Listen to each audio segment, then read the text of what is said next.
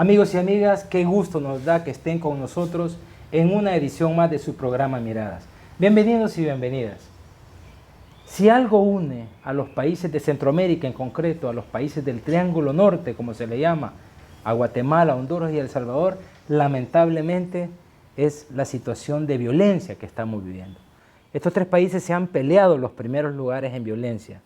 Hasta mediados del año 2014, Honduras ocupaba el primer lugar con 58 homicidios por cada 100.000 habitantes. Lastimosamente para nuestro país, con el repunte de violencia que hemos tenido al final del año pasado y durante 2015, ahora El Salvador ocupa el primer lugar en homicidios en el mundo. Para hablar a esta cruda realidad que se enfrenta sobre todo nuestra juventud, se dice que los jóvenes son los principales victimarios en esta ola de violencia, pero también las principales víctimas. Hemos invitado a gente conocedora del tema de los tres países del Triángulo Norte.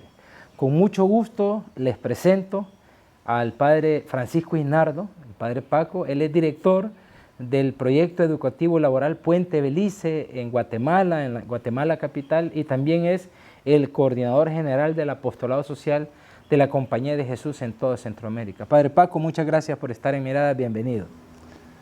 Muy buenas, muchas gracias por la invitación. Estamos a la orden pensando que podemos poner nuestro granito de arena para dar oportunidades a los jóvenes. Bienvenido, Padre Paco. También le damos la bienvenida y con mucho gusto les presento a Saúl León.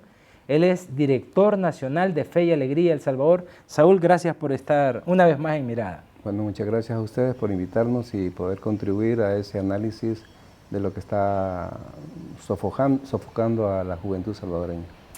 Desde nuestra hermana República de Honduras nos visita Miguel Molina.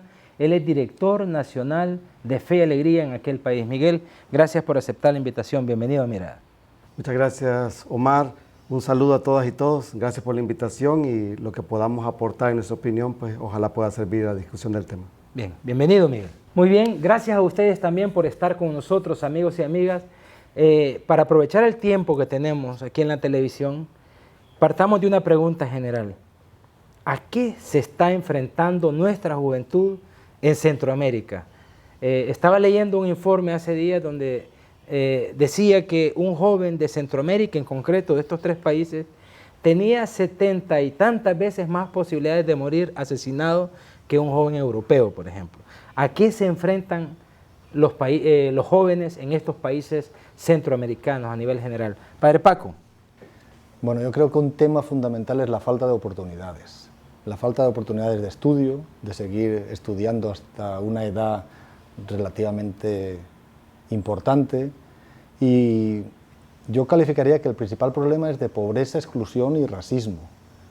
Y entonces, al no atender ese problema, caemos en que el problema de la violencia y la inseguridad se torna grandísimo, pero yo creo que es una consecuencia, no una causa, y que los jóvenes necesitan, sobre todo estos jóvenes que llamamos jóvenes en riesgo, que viven en zonas marginales o periféricas, zonas rojas que califican los estamentos oficiales, falta de oportunidades en estudio, en trabajo, que hacen que su autoestima sea muy baja y entonces no confían ni en sí mismos, ni tienen sueños y son presa fácil de caer en dinámicas irregulares y poco buenas para ellos y en nuestra sociedad, provocando esta situación de muerte, pues. Bien, Miguel Molina, para seguir con nuestro otro país invitado. El padre Paco dice básicamente tres problemas: pobreza, exclusión y racismo. ¿A qué se enfrenta la juventud en Honduras en este momento? Bueno, coincido con los planteamientos que ha hecho ahora el padre Paco, pero además yo creo que yo lo enfocaría también desde el atropello de los derechos. O sea, estamos hablando de derechos fundamentales, que no son solamente de este sector poblacional, sino que de su familia y del ambiente de donde vienen. O sea, derecho a la vida, o sea, su vida se está siendo atropellada, pero también a la alimentación, al tema de vivienda, oportunidades de trabajo, por supuesto, pero hay un elemento fundamental y es el tema educativo. El tema educativo también está siendo negado y entonces a partir de ahí, como se suele llamar, es un derecho propedéutico que prepara para todos los demás derechos, defenderlos y exigirlos. Entonces, todos estos elementos se unen para tener un sector poblacional que dentro de todos los pobres y excluidos de nuestros países, los jóvenes están siendo las principales víctimas de este fenómeno. Muy bien. Saúl León, de El Salvador, ¿a qué realidad se enfrenta la juventud en El Salvador? ¿Comparte esta visión del padre Paco y de Miguel Molina? Sí, realmente este triángulo norte no se identifica así nomás, hay características bien parecidas a nivel de realidad social, económica y en este caso de la inseguridad y la violencia. En el caso de El Salvador, para sumar a este análisis que ha hecho Paco y Miguel, quiero referirme a la estigmatización también que sufren estas poblaciones juveniles, de donde se está estigmatizando no solo al hecho, sino que la misma pobreza se estigmatiza, o sea, de que se dice de que estos sectores no son ni valorizables como personas. En ese sentido, cuando en el caso nuestro nos toca llevar a un joven a un puesto de trabajo o darle una oportunidad de crecimiento, estigmatizan el lugar donde vive como que toda la población de ese lugar tiene las mismas características. Hay una estigmatización de la pobreza, como se dice en El Salvador, en Honduras o Guatemala, es decir, no solo el joven o la joven que ya está inmersa en la dinámica de las pandillas, sino que el hecho de ser de este barrio, de aquel, ya te estigmatiza. ¿También se da en Honduras eso y en Guatemala? Sí, yo creo que coincido con esta estigmatización, pero además porque no se enfoca al joven como víctima, sino que se ha llegado a tal grado de ser el victimario, ser el problema. Y entonces ahora se nos vende a través de los medios oficiales que los jóvenes son el problema y por ende son lo que hay que atacar, y desde ahí entonces, me imagino que más adelante abordaremos el tema de las medidas que se toman en los gobiernos de exterminio y de limpieza. Nos está adelantando Miguel, padre Paco. Mire, yo tengo un ejemplo clarísimo. Nosotros tenemos un programa con jóvenes que precisamente porque priorizamos el tema de la formación y el estudio, y lo que visualizamos es que las condiciones económicas impiden un seguimiento normal de esta formación, entonces unimos estudio con trabajo. Hacemos alianzas con empresas para que puedan ofrecerles un espacio laboral, una pasantía, digamos, que les permita que la beca no sea una donación, sino que sea algo que ellos se ganen.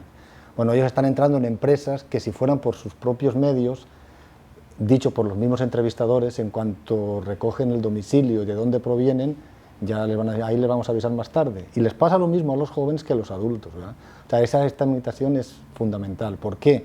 Nosotros observamos que los jóvenes al entrar a trabajar, al entrar a incorporarse a una empresa, su autoestima, su sentido de valorarse a sí mismos crece grandemente.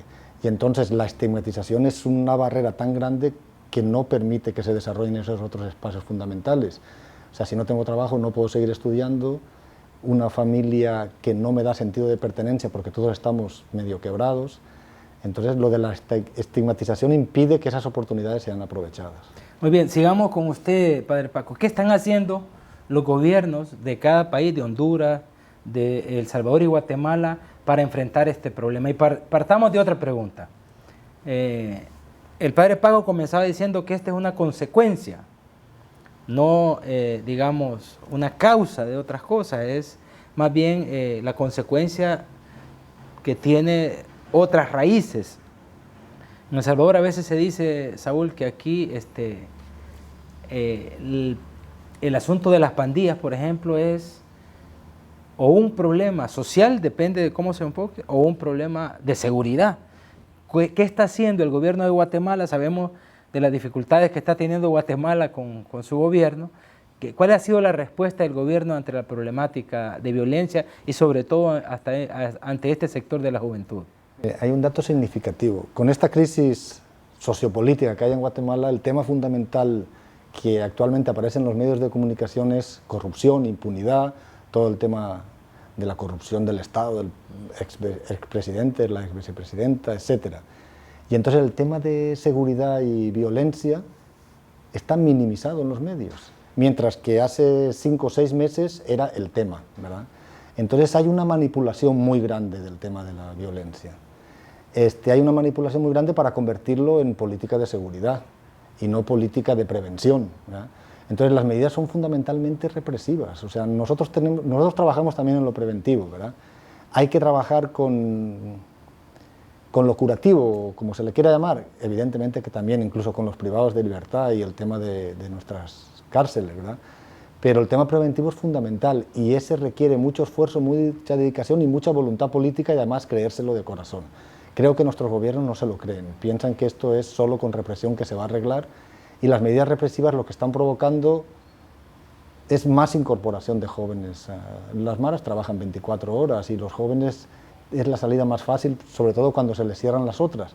Y aunque es una consecuencia, estamos inmersos en esto, y entonces nuestros niños y nuestros jóvenes ya han nacido como esto, como un ambiente normal. Entonces ya no sabemos realmente si es la causa, si es la consecuencia, si es el problema social, como decía Omar, ¿verdad? Muy bien, en el tiempo que nos queda no podemos entrar en detalles. En Honduras, ¿cuál ha sido, a juicio de Miguel Molina, la respuesta del gobierno ante esta problemática? Pues ya lo decía antes, o sea, la respuesta es de represión, una política de exterminio. De hecho, ¿Es política? Política de exterminio, es una política de exterminio, a tal grado que las campañas electorales de los 3 gobiernos anteriores han sido marcadas básicamente por solucionar el problema de la violencia, pero con un enfoque de ir creando, las condiciones, ir creando condiciones para que se termine por solucionar el problema, pero desde criminalizar a la juventud. Recuerdo la primera campaña de Porfirio Lobo, que fue la pena de muerte, la bandera de campaña. Justo, principal. o lo que se le llamó la mano dura, ¿va? El manodurismo que llamamos aquí en El Salvador. La mano dura, y esa fue la tendencia, y bueno, y ahora pues mucho más con la militarización que está sufriendo el país, en el que la respuesta es armas, armas y más armas. Muy bien. Saúl, así brevemente, antes de irnos a una pausa, a tu juicio, ¿cuál es la respuesta que está dando el gobierno salvadoreño? Es un gobierno por lo menos de un color distinto al que hay en Honduras y al que hay en Guatemala. ¿Hay alguna diferencia en esta respuesta? Han ido reproduciendo esquemas de atención a este problema mal enfocados primero, y por otra parte desde la represión, o sea, de mano dura en mano dura. En este caso se le llamaba mano dura, pero mano amigable, y han ido cambiando. En el fondo es una mirada también de pronto resultado. Pareciera ser de que es importante porque es real, que la ciudadanía lo pide, pero como que la forma de atención es de efecto inmediato y con una mirada más de gobierno que de Estado, porque lo que quieren ellos es un resultado inmediato, y para eso hay que reprimir y curar. Yo entiendo que sí, y la inversión que se hace en prevención es muy poca. ¿Qué propuestas tiene Fe y Alegría? ¿Qué propuestas tiene la Compañía de Jesús? ¿Qué propuestas hay en el proyecto educativo laboral Puente Belice en Guatemala? ¿Qué están haciendo para enfrentar, por lo menos desde las instancias que a ustedes les toca coordinar este problema? Eso lo vamos a ver cuando volvamos. Nos vamos a unos mensajes, no se vayan, seguimos en Miradas. Gracias por continuar con Miradas. En esta edición estamos conversando sobre la problemática empecemos. Me lo van a guardar para fin de año, no creas, estos son como Radio Progreso. Bórrelo, por favor, Pati. ¿Cuál malcriadeza? Vaya, hijo de puya, sí, pero dije malcriadeza.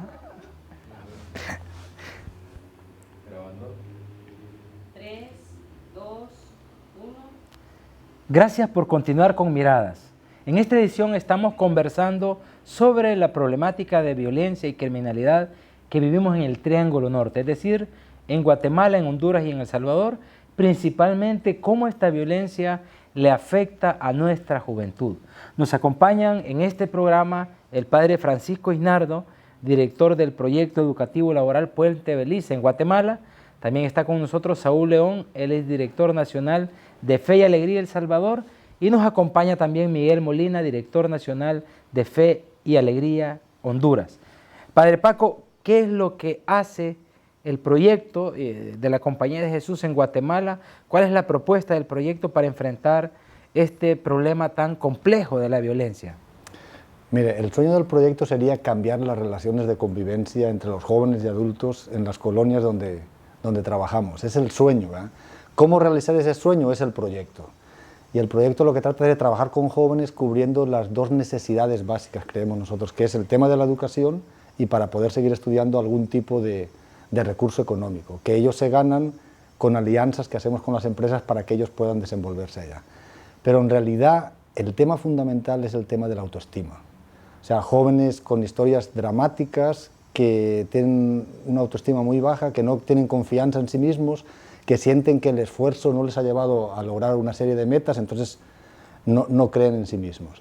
Por eso el proyecto, aunque tiene la base educativo-laboral, la fuerza grande tiene que ser en el tema de formación humana, autoestima, autoconocimiento, sentido de pertenencia, identidad, que a veces la propia familia no se la da, y para que esto pueda revertir en una proyección comunitaria que haga cambiar las relaciones interpersonales, ¿verdad? Aquí tendríamos que estar hablando de eso jóvenes, y los que estamos somos medio jóvenes o medio viejos, ¿verdad? Pero yo creo que la apuesta es por ellos. Nosotros tenemos un equipo educativo de 15 personas, 10 de ellas son exalumnos, egresados nuestros, con becas a lo mejor en la universidad, pero sentimos que son jóvenes educando a jóvenes, con las ventajas que tiene eso de cercanía y las desventajas de que demasiada cercanía no permite a veces hacer la distinción entre educador y educando. Pero la apuesta es una apuesta que se convierte en preventiva, pero de rebote, porque es una apuesta por la persona, una apuesta por la formación humana, en que lo educativo es un medio. Pero creemos también que sirve para generar conciencia en la empresa privada y pública de que dando oportunidades a los jóvenes se puede resolver ese otro tema educativo, formativo, de desarrollo como persona. Las empresas están acostumbradas a una responsabilidad social empresarial que sea de dar limosnas y no de involucrarse en este proceso formativo. Esa es una de las grandes luchas que tenemos nosotros. Tenemos 300... Es curioso que la temática de la autoestima, de la autovaloración, ni sale en los análisis de nuestros países, se van más para la respuesta represiva. ¿Cuántos años tiene de funcionar el proyecto educativo laboral en Guatemala? El proyecto tiene 12 años, comenzó con unos 30 jóvenes en las colonias alrededor del puente Belice, es el puente de la salida de la capital en dirección hacia Belice. Actualmente tenemos 320, algunos ya habrán desertado en el camino, pero sin embargo, si el apoyo económico por medio de la inserción laboral no se da, la deserción nos llega al 20-25%. Y las empresas, tenemos más de 30 empresas asociadas, pero apenas 100 espacios laborales, lo cual quiere decir que falta convencer y hacer una incidencia sobre estas empresas, tanto privadas como del Estado, ¿verdad? Y no solo las empresas, sino el mismo Estado que crea en esto, que o sea, que el modelo funciona, siempre que se quiera... ¿Ustedes están convencidos que funciona? Funciona porque con nosotros pasan entre 3 y 5 años. Los jóvenes que han estado con nosotros salen adelante y pasan la edad crítica, por decirlo así, sin incorporarse a dinámicas violentas. Aunque, claro, la deshumanización va siendo tan grande que cada vez se van agarrando de niños para sicariato y para extorsiones, y nosotros cubrimos el sector a partir de los 13 años, el segmento, porque no tenemos la primaria sino después de la primaria, los básicos y el diversificado, lo que sería aquí el bachillerato y el último ciclo de la primaria. Muy bien. Saúl, cuando Honduras ocupaba el primer lugar en homicidios, a nivel mundial era 58 homicidios por 100.000 habitantes. Con el repunte de la violencia que tenemos en El Salvador, se habla que hemos llegado a 98 homicidios por 100.000 habitantes, es decir, estamos en primerísimo lugar, lamentablemente, en esto. ¿Cuál es la propuesta de Fe y Alegría de El Salvador para enfrentar este fenómeno de la violencia que impacta sobre todo en la juventud? Bueno, Fe y Alegría en El Salvador tiene ya 46 años de estar haciendo educación formal y no formal en 22 centros educativos, y lo que buscamos desde los centros es generar espacios que posibiliten oportunidades de aprendizaje de un oficio o de terapia ocupacional, como en el caso de los centros escolares, que usan su tiempo libre también para un poquito alejarle de ese ambiente hostil de que no le favorece a su crecimiento y desarrollo personal. ¿Qué quiero decir con eso? Que nosotros, adicionalmente a lo que ofrece otra escuela regular, nuestras escuelas son públicas, hay que decirlo. Tenemos una currícula nacional, pero en contrahorario ofrecemos otros talleres que también apoyan a esto que decía. Esto también hay que retomar y felicitar, ¿verdad? Que el Ministerio de Educación ha generado también una propuesta de educación de tiempo pleno, donde se está buscando también este uso de tiempo libre de los jóvenes en los centros escolares. Pero también tenemos... Es lo que hace Fe y Alegría. También, y lo ha hecho de muchos años. También en los centros, lo que hacemos en los centros técnicos, que son los 4 centros de educación no formal, es generar en los jóvenes conocimientos que les posibiliten la inserción laboral. Ahí, concretamente ahí lo que se hace es desarrollar en ellos los primeros conocimientos, habilidades y destrezas para que puedan ir y presentarse a un puesto de trabajo. Ahí regularmente son jóvenes que por algún motivo han dejado el sistema escolar y no tienen otra salida. Y digo pues que lamentablemente se ve como que no tienen otra salida, no se ve como una oportunidad de crecimiento, ¿verdad? Todavía la formación para el trabajo. Sin embargo, ahí estamos haciendo una gran labor. A mi consideración son alrededor de 14.000 jóvenes, niños y jóvenes que se atienden desde los centros escolares y en los centros técnicos alrededor de unos 700 jóvenes anualmente, que muchos de ellos de algún programa más que de otros logran insertarse laboralmente en una empresa. Saúl, Fe y Alegría tiene centros escolares incluso en estas zonas que hablábamos al principio estigmatizadas, ¿verdad? ¿Cómo no? Con presencia de maras, de pandillas, incluso En la Chacra, en el por caso de la ejemplo. Chacra, que hay presencia de las 2 pandillas más grandes del país. ¿Cuál ha sido la experiencia, así brevemente, de Fe y Alegría en estas zonas con los jóvenes? ¿Ven resultados ustedes, por ejemplo? Son zonas de reclutamiento de las pandillas, donde están ustedes. ¿Qué resultados se pueden apreciar en ese trabajo? Por ejemplo, también tenemos en la zona de Sacamil, en los centros escolares, un elemento clave, porque hemos estado ahí por muchos años. El Centro Escolar de la Chacra tiene 46 años también de estar ahí. Fue de los primeros que se fundaron. El reconocimiento al trabajo institucional es clave, porque tenemos un proceso de inserción en la comunidad. En ese sentido, el centro escolar, los maestros, como el director del centro, tiene una voz en la comunidad respetable, y hemos visto que menos jóvenes cada vez se saltan menos al mundo pandilleril, y también ¿No se convierten los centros de ustedes en centros de captación de niños y de jóvenes para las maras? Nosotros tenemos mucha gente que viene de centros públicos huyendo de que sean captados. Pero esa movilidad, fíjate Paco, que ha tenido a nivel nacional, porque cuando son amenazados en un sector hay mucha movilidad y pérdida también de jóvenes, porque tienen que movilizarse a otros lugares donde no está presente la pandilla donde han sido amenazados, ¿verdad? Entonces, no exactamente, no ha habido ese punto de reclutamiento. En Guatemala se respeta la escuela. En Guatemala, el Centro de Fe y Alegría de una de las zonas donde están trabajando tuvo que estar cerrado durante un tiempo precisamente por amenazas de extorsiones a profesores, etcétera, porque no es que sean amenazas, sino que hay niños y jóvenes que ya son o sicarios o mareros, están dentro de la escuela estudiando un grado normal, ¿verdad? Por eso te planteaba yo si con ustedes no se dan esas situaciones que además al ser escuelas públicas no puedes negar el acceso a nadie, ¿verdad? Bueno, esto nos da una idea de los lugares donde está trabajando Fe y Alegría, ¿no? Lugares a lo mejor donde otras instituciones no quieren o no pueden entrar. Y en Honduras, ¿cómo está? ¿Cuál es la respuesta que ustedes plantean?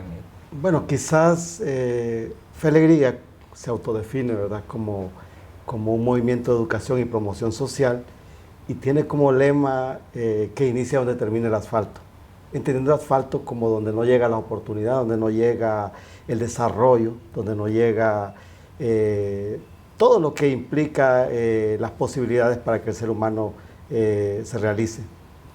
Hay que decirlo que en el caso peculiar de Honduras, los chavos que vienen, como lo han caracterizado ahora, chavos y chavas que provienen de ambientes violentos, que han tenido contacto con la mara o que han sido expulsados de casi todas las opciones, llegan a nuestro centro. O sea, primero, Fe y Alegría nace y nace atendiendo a una población, en el caso hondureño, que ya viene excluida. Y esto quizás de alguna manera ha marcado el carácter de la Fe y Alegría hondureña. Ha habido una respuesta concreta en habilitarles en capacitaciones técnicas, opciones para, como los que planteaba ahora Paco en Guatemala, de inserción e intermediación laboral, y ha habido respuesta en lo netamente educativo. No obstante, en los últimos años, Felegría, además de tener estos centros que son de recepción de chavos y chavas que vienen de estos ambientes difíciles, ahora en el eje de promoción social estamos yendo a los barrios. Y ahí quizás la gran novedad es el trabajo conjunto con otras obras del sector social, parroquias que están en la zona, y también Fe Alegría trabajando en ese sector concreto con una propuesta, primero de acompañamiento, que no invisibilice a los jóvenes, sino que les dé protagonismo. Y en segundo lugar, procesos de formación construidos con ellos que permiten diagnosticar su realidad, y desde ahí entonces la búsqueda conjunta de dar respuesta a esa problemática que es del barrio. Ahora, en esto nosotros sí tenemos claro que la respuesta y la solución del problema ni la tiene Fe Alegría, ni el mismo gobierno inclusive solo, sino que solamente en la medida en que se monten plataformas de participación y de responsabilidad, tanto del empresariado, tanto de la sociedad civil organizada, el mismo gobierno local sobre todo, porque hablar del gobierno central siempre es más complejo, el gobierno local y la participación protagónica de los jóvenes, solo desde ahí entonces, desde el enfoque del trabajo de Fe Alegría, puede venir la respuesta. ¿Cuántos centros administra Fe Alegría en Honduras? En el caso de centros técnicos, 3. En el caso de centros públicos, 12. Y de ahí tenemos centros de educación inicial. ¿Qué población cubre Fe Alegría en Honduras? Ahora, como hemos entrado ya en la zona de Tegucigalpa, estamos alcanzando los 10.000. 10.000. Yo Muy creo bien. que un tema que se ha tocado por aquí es el tema de la presencia y la inserción en las colonias. Nosotros, de hecho, optamos porque nuestro equipo educativo esté formado por exalumnos, porque ellos viven en las colonias, y porque si no hay presencia no hay posibilidad de transformación. Si no hay inserción, nosotros teníamos un encuentro del sector social a nivel de América Latina, hablando de incidencia, se decía que el primer paso es presencia para tener credibilidad, porque si no, no podemos hacer diagnósticos muy bonitos y tratar de cambiar la realidad de los jóvenes, los que no son jóvenes, ¿verdad? Entonces el tema de la inserción y de la presencia me parece fundamental, ¿verdad? Además de las articulaciones y las plataformas que decía. Yo sé que podríamos seguir conversando y deberíamos seguir conversando. Lastimosamente, como se dice comúnmente, el tiempo es el peor enemigo en la televisión. Yo sí quisiera que termináramos, o que ustedes terminaran, enviándole un mensaje a la población, pero también a las autoridades. ¿Por dónde hay que entrarle a esta problemática? Sabemos que es compleja, sabemos que tiene muchas aristas, sabemos que es un fenómeno multicausal. ¿Por dónde? Porque sé que hay mucha gente que nos ve, pero también hay personeros del gobierno que nos ven. ¿Qué mensaje le mandaría, Padre Paco de Guatemala? Bueno, yo lo primero que diría es que hay que creer en los jóvenes, y que la mayoría de los jóvenes no son los que nosotros estigmatizamos o vemos como una amenaza, ¿verdad? Tenemos como miedo a lo extraño, al diferente. Y después, tanto al Estado como a las empresas, hay que darles oportunidades a los jóvenes. Los jóvenes tienen que tener oportunidades económicas y oportunidades humanas para que recuperen confianza en sí mismos y sientan que de verdad pueden salir adelante con estudio, con trabajo, con esfuerzo, pues, pero que tengan capacidad de soñar en las posibilidades que da la sociedad. Si no apostamos por ellos con un trabajo preventivo fuerte, pero porque creemos en ellos, no porque hacemos prevención, no se va a terminar, porque el caldo de cultivo, por decirlo así, para integrar estos grupos violentos es grandísimo, y por desgracia allí les dan más oportunidades que las que le da la sociedad. Muchas gracias, Paco. Saúl. Yo veía en la exposición de Miguel que hablaba sobre la articulación de actores. Creo que las políticas públicas tienen que estar articuladas, porque en el caso de los jóvenes y la población en general, en los lugares donde estamos presentes, se ven muchas carencias, que no todo tienen que ver, que la educación es nuestro quehacer y nuestra expertise, pero vemos necesidades de salud, de vivienda, de seguridad misma. Entonces, en ese sentido de trabajo, creo que la atomización de programas y proyectos y políticas no ayuda a un problema tan complejo como que es la inseguridad y la violencia. Y en el caso de atención a los jóvenes, creo que sería bueno que cada ministerio, cada estamento del gobierno pudiera a sus fuerzas sumar esfuerzos y programas y políticas de intervención coordinada y articulada. Creo que sería una cosa que sería bueno para el caso del efecto inmediato y de maduración. Muchas gracias, Saúl. Miguel.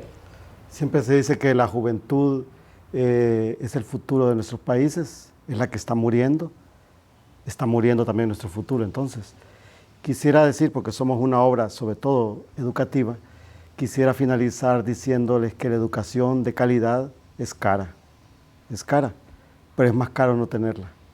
Y ese precio lo estamos pagando en nuestros países a costa de sangre. Invirtamos en educación e invertiremos en el futuro de nuestros países. Muchas gracias. Buen Padre Paco, muchas gracias. Saúl, Miguel, gracias por estar en Miradas en este programa internacional que hemos tenido para ustedes. Gracias a ustedes, amigos y amigas, por favorecernos con su sintonía. No se vayan, les tenemos más en Miradas. Ya volvemos.